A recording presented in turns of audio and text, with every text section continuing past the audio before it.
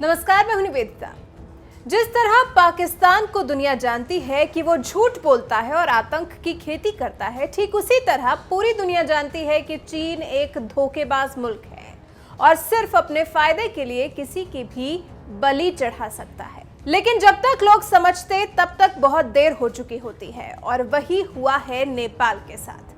Nepal PM चीन के इशारे पर भारत के साथ सदियों पुराने रिश्ते को तार तार कर रहे हैं, तो उधर चीन इसका फायदा उठाकर नेपाल को लूट रहा है और इसका खुलासा हुआ नेपाली मीडिया के द्वारा।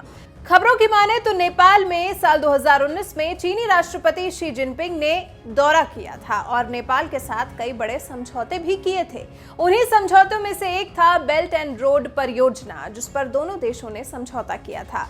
लेकिन एक साल बीत जाने के बाद भी नेपाल में चीन ने कोई काम ही नहीं शुरू किया। नेपाल टाइम्स की माने तो साल 2015 में भारत की नाकाबंदी करने के बाद नेपाल सरकार ने अपने व्यापार को चीन के साथ बढ़ाने का फैसला किया।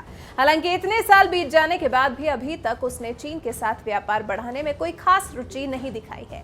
हालात ये है कि चीन को जोड़ने वाला एकमात्र रासुवा गाड़ी काठमांडू हाईवे अपनी अंतिम सांसें गिन रहा है। नेपाल में मीडिया द्वारा आलोचना होने के बाद केपी ओली सरकार की सांसें फूल रही हैं और उसको जवाब ही नहीं सूझ रहा है कि वो क्या कहे।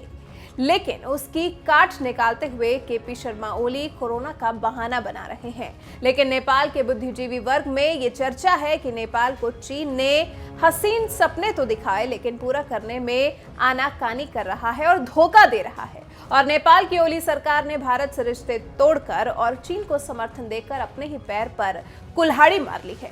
जानकारों की माने तो ओली को चीन का समर्थन कर उसके धोखे से उबरने में सालों लग सकते हैं। पहले चीन का धोखा, फिर ओली का भ्रष्टाचार, जिसे ओली निकलने के लिए भारत और नेपाल का मुद्दा लेकर आए। लेकिन ये मुद्दा किसी काम नहीं आया और जनता में नाराजगी बढ़ती जा रही है और ओली को कुछ समझ में नहीं आ रहा कि वो आखिर करें क्या। और ऊपर से ओली सरकार पर विपक्ष लगातार हमलावर है और कह रहा है कि चीन हुमला में नेपाली जमीन पर कब्जा कर रहा है और ओली फिर भी चुप्पी साधे बैठे हैं। इसके साथ ही साथ ओली को हटाने के लिए नेपाली कम्युनिस्ट पार्टी में भी भारी विरोध शुरू हो गया है और उसको लेकर ओली काफी परेशान भी दिखाई दे रहे हैं। देखना होगा कि आगे क्या होता है और भारी विरोध के बीच केपी शर्मा ओली कौन सा नया झूठ बाहर निकालते हैं, ये तो आने वाले समय में ही पता चल पाएगा। लेकिन फिलहाल तो ओली को चीन ने बड़ा धोखा दिया है, ये बात